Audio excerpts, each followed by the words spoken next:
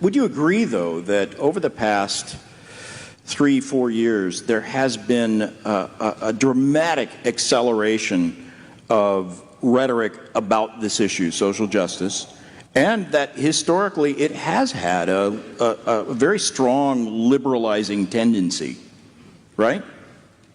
I think you get a yes and a yes from me on that. So why wouldn't Together for the Gospel and the Gospel Coalition, two organizations that were founded in the wake of the emergent church, who were using social justice rhetoric themselves, to clarify the gospel, why wouldn't the stress be to say, look, we're not trying to add to the gospel here, or clarify the fact? Because there are people, some of the most outspoken people on the social justice side, who are saying, look, this is the gospel. And one famous author said he didn't really understand the gospel until he was woke.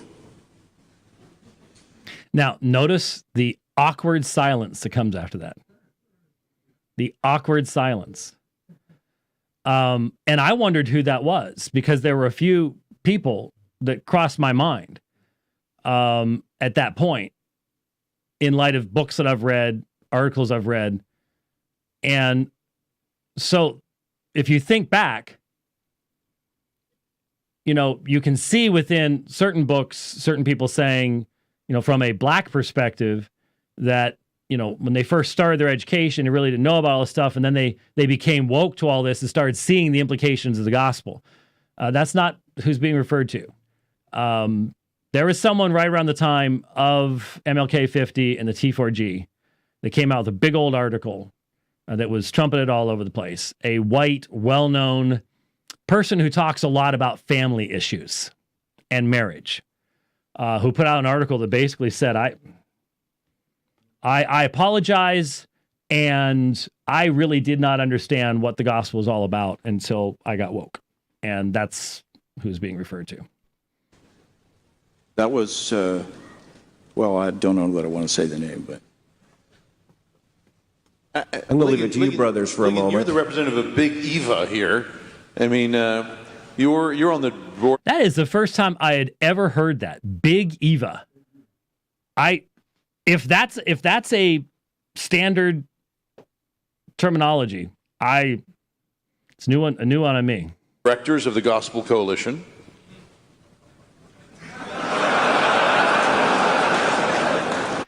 Ligon Duncan's going, thanks a lot, friend.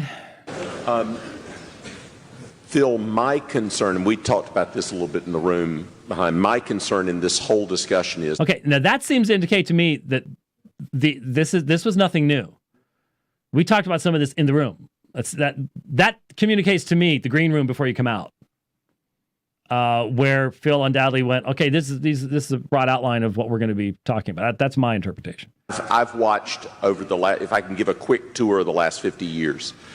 In the late 1960s, I don't think a lot of us realized it, but a Reformed awakening was beginning in multiple denominational settings: Baptist, Presbyterian, Congregational, Bible Church, and around the world.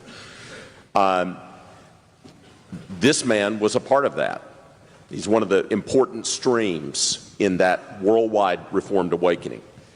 I think we began to realize this in the 1980s and 90s. We realized that the battle for the Bible had been led by people with big God theology. And we suddenly started finding one another.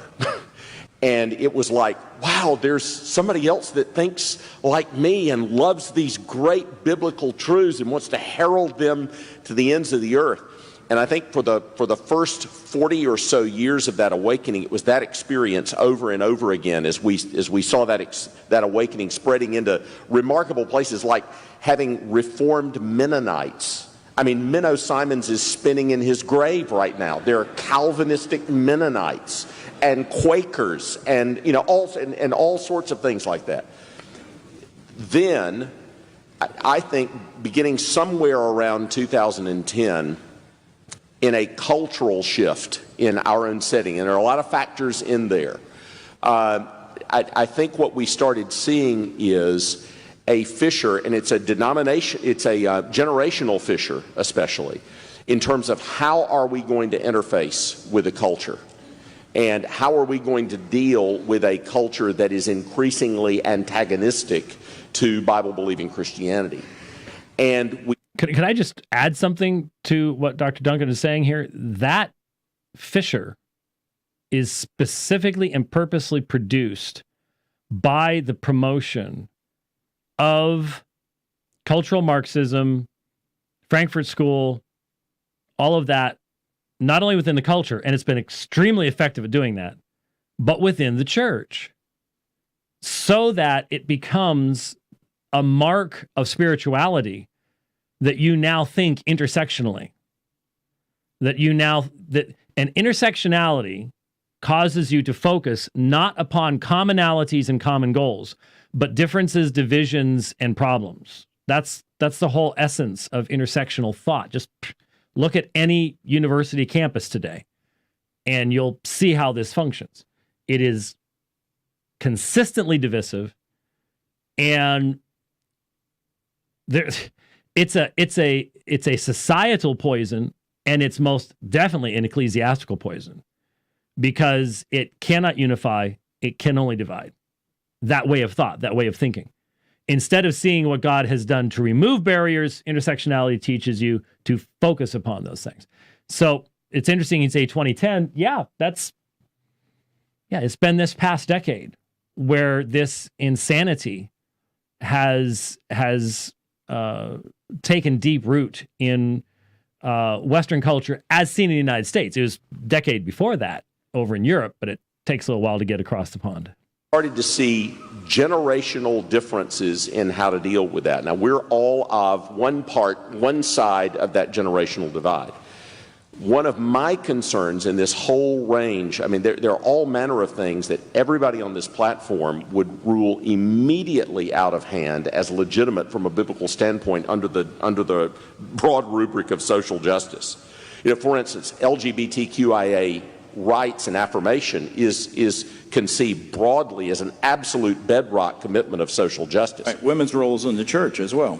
All of us are in lockstep agreement on that. And in fact, I'm not 100% certain about that. I'm seeing fissures in these things. I'm not the only one who, looking casually from the outside, goes, you're going to have a female president of the SBC. There's tremendous pressure being put upon people right now to completely rethink their views of complementarianism, egalitarianism. We got all this soft complementarianism going around, and all this kind of stuff. And I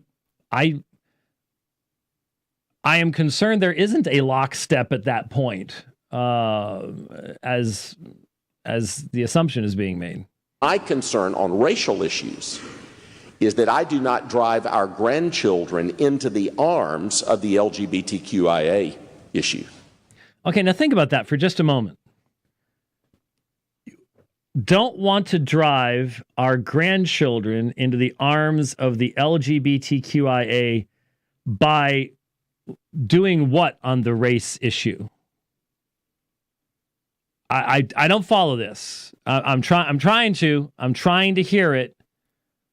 How do you drive your grandchildren into embracing the goodness of fundamental human confusion about sexuality on every level, fundamental human rebellion, by refusing to accept the idea that ethnicity is a superior lens to justification in the unity of the body of Christ? Because that's what we're being asked to do. If you're saying that it's good to have black spaces, that it's good to have segregation, that it's good for one ethnic group in the church to be constantly putting another ethnic group in the position of penance toward them because of what their ancestors did. If you think that's a good thing, that that's a proper thing, what does that have to do with LGBTQI? I don't see the connection. Where already our younger people don't want to touch that issue. Why don't they want to touch that issue? because of a desire to be accepted within the society. So what's the necessary antidote to that? To teach our children to be first and foremost concerned about honoring God and what God thinks of them, pleasing God by believing what God says about these things, and teach them the goodness of being a boy, the goodness of being a girl, because God made you that way, and that's your calling, and you can love him and serve him by being the best that you can be within the callings that he's given to you, and that you should cherish these gifts that God has given to you, because it's in them that you're going to find your greatest fulfillment and your greatest happiness. Not by adopting some socially acceptable but utterly unbiblical concept of race and ethnicity in the church. Because they know that it immediately marginalizes them. So one thing I want to make sure I do is I want to look hard at my own tradition and my own tradition's failures with regard to the communion of the saints, the image of God in man, loving our neighbors, and look hard at where we failed, own up to that, so that I don't, you know the argument that's out there. The church's failure in LGBTQIA area, not to affirm it, is just like its failure in the area of slavery and segregation. Okay, now this is an apologetic argument, and the apologetic, which we've encountered over and over again.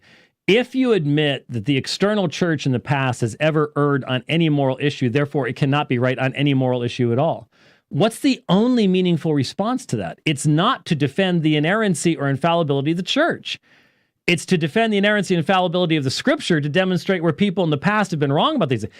You're hearing there exactly what Bradley Mason I dealt with on the last program, which was, well, look, there have been bad people that quoted Colossians 3, therefore you're bad too. No, you deal with what the text actually says.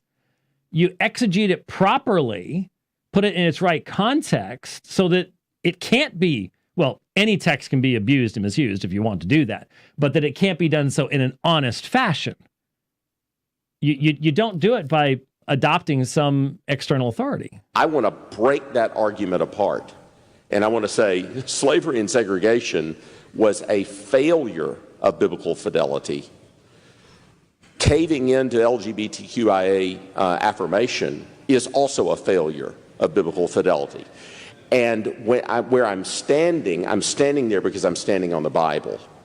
And not because I'm trying to curry the favor of the culture, but because I want to tell the church, don't seek the favor of the culture. And that means you have to say no to the culture where it's wrong, and then you can say yes to the culture where it's right, not because the culture said it, because the Word said it.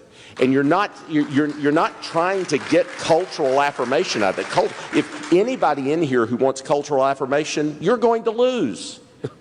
I mean, you can't throw enough over the side of the boat to get the culture to love you. You have to throw God over the sside of the boat to get the culture to love you. So please, if anybody in here wants the culture to love you, go ahead and become an atheist now. I mean, that's not going to work. So what I want us to do is look rigorously at these issues from a biblical standpoint, and I want us to make sure that we make a case for the big God theology that we've been all a part of this movement of for the last 40 years to this next generation, which is already wavering on a whole range of cultural Wouldn't issues. you agree, though, that desire to get the culture to love and appreciate us is a pathological cancer on the evangelical movement, on Big Eva? I mean, that's, I would say, perhaps the defining mark of Big Eva.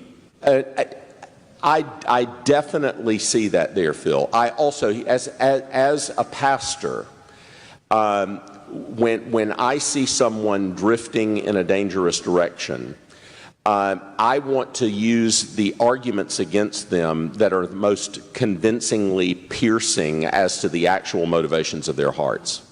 And I actually see several distinct motivations in operation. If we simply say the only reason this is a discussion is because of currying the favor of the culture, I think we won't be persuasive. Because I think there are some people that are genuinely, though mistakenly, motivated, that need to be gotten at in a slightly different way. So I certainly, even in my own backyard, I do look out and I see sometimes, oh, brother, you so want the affirmation of the world.